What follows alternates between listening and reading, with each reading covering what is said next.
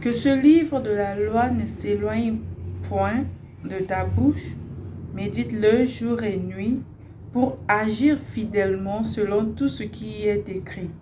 Car c'est alors que tu auras du succès dans tes entreprises, c'est alors que tu réussiras.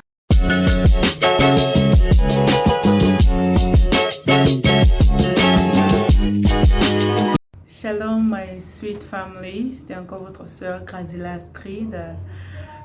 Je suis chantre, évangéliste, entrepreneur, voilà, une femme avec beaucoup de casques, mais bon, voilà, on rend grâce à Dieu. Alors si c'est ta première fois de passer sur ma chaîne YouTube, je t'invite juste à t'abonner, voilà, abonne-toi, comme ça tu seras notifié. Alors, le thème d'aujourd'hui, c'est comment lire sa Bible. Un frère sur ma page Facebook, si tu n'es pas encore abonné, tu peux aller t'abonner à ma chaîne Facebook. J'ai un groupe Facebook et une page Facebook. Et il y a un frère là-bas qui m'a envoyé un message sur Messenger. Il m'a demandé, Sœur Grazela, est-ce que je peux m'aider? Comment est-ce que je dois lire ma Bible? Et comme j'ai dit, j'ai l'habitude de dire, si vous avez des questions, posez-moi en commentaire ou bien envoyez-moi un message sur Messenger. Voilà, je suis très dispo. Comme ça, je vous répondrai en vidéo. Voilà, parce que je ne peux pas vous appeler. Donc, je vous répondrai certainement en vidéo. Donc, voilà pourquoi je fais cette vidéo spécialement pour ce frère que je vais mettre son nom ici, là. Voilà, donc mon frère, je suis là pour répondre à ta question. Alors, peut-être que je vais répondre à cette question et peut-être que toi aussi tu attendais cette réponse depuis. Et voilà, alors commençons. Alors, le frère m'a demandé comment est-ce que je dois lire ma Bible. Alors, la réponse que je peux te donner, mon frère, c'est que il n'y a pas une manière particulière pour lire la parole de Dieu. Voilà. Il n'y a pas une ligne droite, au fait, pour lire la parole de Dieu. Tout dépend de toi. Tout dépend de toi. Tout dépend du Saint-Esprit. Et tout dépend de Dieu. Et tout dépend de ta conviction, ok? Donc, toute la Bible déclare que tout ce qu'on fait sans conviction, c'est un péché. Alors, si tu es vraiment... si tu veux, voilà, lire ta Bible en commençant par Genèse, tout dépend de toi. Peut-être si tu veux commencer en Genèse, tu veux commencer par Apocalypse, c'est pas. Mais si tu es un chrétien ancré, tu peux commencer à trier. Moi, je peux dire que peut-être tu connais déjà l'histoire de la Bible, tu connais l'histoire du commencement, tout ça. Tu peux trier et deux fois, quand tu es en train de traverser des moments difficiles, tu pries, tu demandes à Dieu de te donner un message, voilà. Et Dieu peut-être va te dire, ok, ouvre dans le livre de Jean ou bien dans le livre de Josué. Et Dieu va te parler concernant ton problème. Mais si tu es un chrétien nouveau, c'est-à-dire tu viens de te convertir en tant que chrétien, je te demanderai de lire, de commencer au début. Voilà. Peut-être que tu ne connais pas l'histoire de la Bible. Donc, si tu tries, tu ne vas pas comprendre réellement la parole de Dieu. Tu ne vas pas comprendre comment la terre a été créée. Tu ne vas pas comprendre vraiment ce qui a été passé à l'époque. Tu ne vas pas vraiment comprendre les miracles que Jésus a fait, les miracles que Dieu a fait.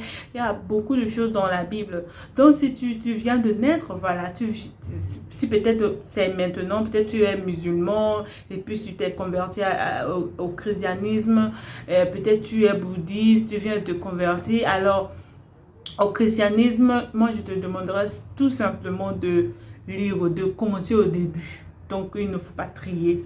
Ok, d'un moment, peut-être peut-être que tu es en train de traverser un moment difficile, peut-être tu veux que Dieu ouvre tes yeux pour que tu le connaisses encore davantage. Tu peux lui demander de te donner une parole et je suis sûre, je suis certaine que Dieu va te demander peut-être d'ouvrir dans tel livre, tel chapitre et puis voilà, voilà, il va te parler, ok.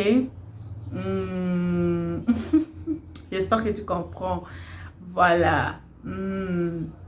Alors, si tu veux lire la Bible, si tu veux lire la Bible, d'abord, nous ne lisons pas la Bible parce qu'on doit lire. La Bible, c'est comme notre... La Bible, certes, c'est un livre, mais spirituellement, je ne peux pas dire que c'est un livre, c'est peut-être un manuel, ok? Parce que la Bible est vraiment... il y a beaucoup de choses dans la Bible, en fait. Si tu veux connaître Dieu, si tu veux connaître ce que Dieu aime, si tu veux connaître l'histoire de la création, si tu veux connaître l'histoire des miracles que Dieu a fait, l'histoire des hommes intègres qui ont servi Dieu avec crainte et passion, l'histoire de la foi des chrétiens à l'époque, la naissance de Jésus, sa croissance, son parcours, sa crucifixion, sa mort et sa résurrection, tout se trouve dans la Bible. Alors, si tu viens de naître, si tu es une nouvelle créature maintenant, je te demanderai vraiment de commencer au début. Comme ça va te permettre, ok, de comprendre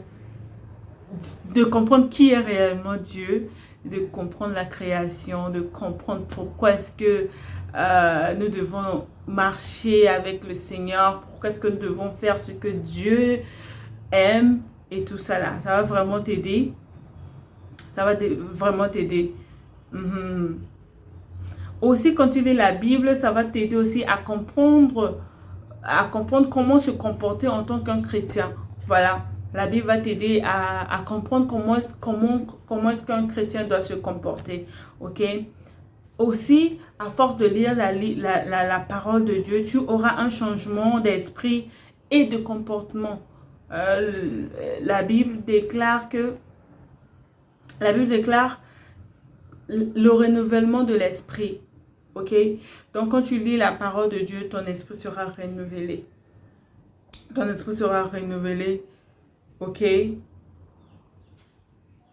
Donc, j'ai dit, il faut commencer du début. Si tu es un nouveau, peut-être tu es né de nouveau. Voilà, il faut commencer au début. Ok? Il ne faut pas trier. Ok? Car tout dépend de toi, de l'esprit. Tout dépend de... Voilà. Tout dépend de ce que l'esprit va te communiquer. Ok? Ok? Donc, il ne faut pas trop te tracasser. Ok? Exemple, moi... Parce que je suis née dans une église, donc j'allais à l'écodime quand j'étais enfant. J'allais à l'écodime, tu vois, donc à l'écodime, on nous fait des enseignements, on donne des enseignements sur la création, l'histoire de la Bible, tout ça là. Donc même si on n'a pas lu la Bible au début, voilà l'histoire qu'on nous a racontée, c'est resté dans ma tête au fait. Donc,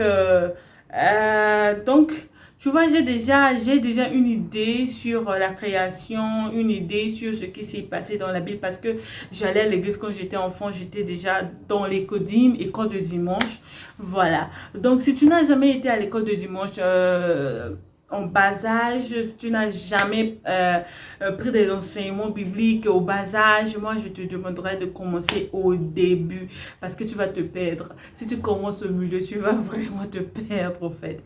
Donc, commence d'abord. Je sais pas, je connais pas réellement ton niveau spirituel, ton statut spirituel. Je sais pas si tu es un nouveau-né, je sais pas si tu es un converti, je sais pas si tu es déjà ancré, je sais pas, je connais pas ton statut, mais là où tu te trouves, voilà, même si tu es ancré, voilà, ça n'empêche pas que tu puisses vraiment relire encore la Bible, voilà, pour une meilleure compréhension. Peut-être que tu viens de naître, tu viens de donner ta vie à Jésus, peut-être tu n'étais pas chrétien depuis le bas âge, mais tu viens actuellement de donner ta vie à Jésus. Je te demanderai de commencer au début. Ok, commence au début. Peut-être que tu étais chrétien, mais tu as rétrogradé. Et c'est maintenant que tu veux revenir encore à Christ. À chaque fois quand tu veux lire la Bible, demande à Dieu de te donner une parole. C'est ce que mon pasteur a l'habitude de dire. Des fois, quand on a des enseignements à l'église, mon pasteur va prendre la Bible, il va te donner la Bible. Il va te dire, ok, concentre-toi et ouvre la Bible. Le verset où tu vas tomber dessus, tu peux lire. Et à chaque fois quand tu fais ça, vraiment les versets que les gens tombent dessus, leur parle comment on appelle ça, aux circonstances que nous étions. Voilà, nous étions dedans et voilà. Donc, tu vois, il y a plusieurs manières de lire la parole. Il y a plusieurs manières de lire la parole. Il n'y a pas une ligne droite pour les chrétiens de vraiment lire la parole. Par exemple, moi, parce que j'ai déjà l'histoire de la Bible dans ma tête. Depuis la naissance, on m'a inculqué cela. Et donc, pour ce que je fais pour le moment, je trie. Voilà, et aussi, quand je traverse un moment difficile aussi, je prie, je dis, Seigneur, donne-moi une parole. Et il me donne une parole. Peut-être si je vais faire des enseignements comme ça, je prie. Je demande à Dieu, Seigneur, qu'est-ce que tu veux que je dis aujourd'hui? Qu'est-ce que tu veux que je partage à tes enfants aujourd'hui?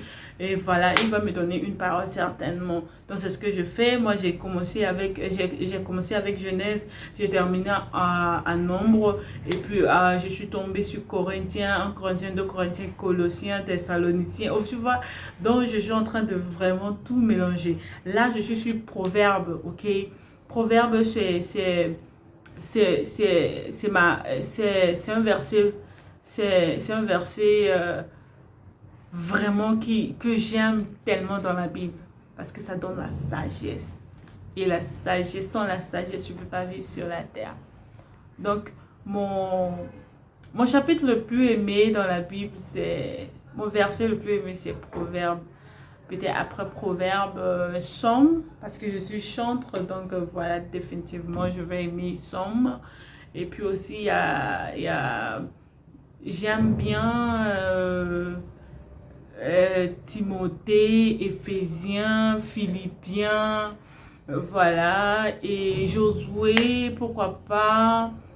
Voilà, mon verset que j'aime, c'est dans Proverbe. Ok, donc je ne sais pas si j'ai répondu à ta question, mon frère, et voilà.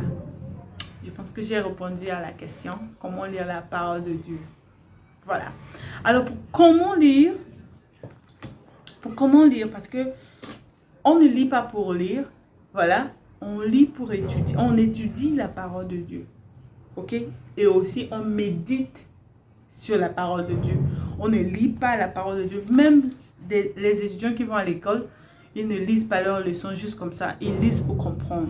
Parce qu'il y aura des examens. Alors c'est la même chose pour un chrétien. Tu ne lis pas la Bible pour lire. Tu lis la Bible pour garder. Parce que tu vas vraiment faire face aux moments difficiles. Et la parole de Dieu, tu vas te souvenir de la parole de Dieu. Et puis tu vas te ressaisir. Donc, on ne lit pas la parole de Dieu pour lire, ou bien on n'attend pas ce qu'on aille à l'église tous les dimanches pour lire la parole de Dieu. Non, un enfant de Dieu qui aime Dieu, qui veut connaître Dieu, qui veut connaître ce que Dieu aime, qui veut vraiment connaître l'histoire de la création. Comment est-ce qu'un chrétien doit se comporter, doit sincèrement lire sa Bible, doit sincèrement méditer sur la parole de Dieu, doit sincèrement étudier la parole de Dieu. En étudiant, tu auras un renouvellement d'esprit, un changement de comportement, un changement de mentalité. Voilà. Donc, pour étudier la Bible, j'ai tellement de cahiers différents. Voilà. Je ne sais pas si j'ai le cahier là ici, sur le bureau. J'ai quelque chose comme ça. Voilà. J'ai deux fois quelque chose comme ça. Voilà, tellement que j'ai beaucoup de livres, beaucoup de cahiers. Ça, c'est pour mes projets, trucs. Et voilà. Je pense que j'ai quelque chose comme ça. Non, ça là, c'est pour les rendez-vous, trucs. J'ai un livre, oui, c'est là-bas. Voilà. Mais c'est comme quelque chose comme ça. Un cahier comme ça. Tu vois? Donc, même à l'église, quand je vais à l'église, j'écris la date. J'écris la date déjà. J'écris l'orateur, référence, résumé de ce que peut-être le pasteur va dire ou quoi que ce soit. Mais quand je lis seul à la maison, j'écris référence. J'écris référence et puis résumé de ce que je vais lire. C'est ce que je fais, ok? Donc, je lis pour comprendre, au fait. Dans les versets que je partage sur Facebook, c'est pas que je prends des versets comme ça puis je balance. C'est les versets que j'ai lus et c'est les versets qui ont fait du bien. Et puisque vous êtes ma famille, j'ai aussi décidé de partager avec vous. Ok? Donc, si tu veux lire la parole pour comprendre, si tu veux étudier et méditer la parole, il faut avoir un cahier. Il faut avoir un cahier, il faut avoir ta Bible avec toi. Il faut avoir ça et ça. Tu vois? Un notebook ou bien un cahier, bien ta Bible avec toi. Donc, comme ça, tu peux, voilà, noter des choses ici. Peut-être quand tu es en train de lire, des fois quand je suis en train de lire la parole de Dieu, Dieu aussi me donne aussi une meilleure compréhension. Alors, pour ne pas oublier, qu'est-ce que je fais? J'écris dans mon calepin ou bien dans mon cahier. Ok? Parce que peut-être cette parole qui m'a fait du bien, ou bien ce que Dieu m'a révélé, peut-être ça fera du bien à quelqu'un. Donc, je préfère noter et, voilà, partager aussi à une personne. Donc, c'est ça. Donc, mon frère, pour lire ta Bible, tu connais déjà. Tu peux commencer au début. Si tu viens de donner ta vie à Jésus, tu peux commencer au début. Et voilà. Et aussi, il faut avoir un cahier, il faut avoir une Bible pour vraiment étudier, méditer sur la parole de Dieu. Ok? Je pense que j'ai répondu. Ok. Merci à tous ceux qui ont regardé cette vidéo. Si c'est ta première fois de passer sur ma chaîne ou bien sur mon Facebook, sur mon Instagram, sur mon Twitter, please, abonne-toi, abonne-toi, abonne-toi. Partage la vidéo si tu as aimé. Que le Seigneur te bénisse. C'est encore votre soeur Grazela Street. Shalom, shalom et à la prochaine. Alors, avant de commencer de lire la parole, prie d'abord. Demande à l'Esprit de te guider. Alors, avant de commencer de lire la parole, prie d'abord. Demande à l'Esprit de te guider. Alors, avant de commencer de lire la parole, prie d'abord. Demande à l'Esprit de te guider. Alors, avant de commencer de lire la parole, prie d'abord. Demande à l'Esprit de te guider. Alors, avant de commencer de lire la parole, prie d'abord. Demande à l'Esprit de te guider. Alors, avant de commencer de lire la parole, prie d'abord. Demande à l'Esprit de te guider.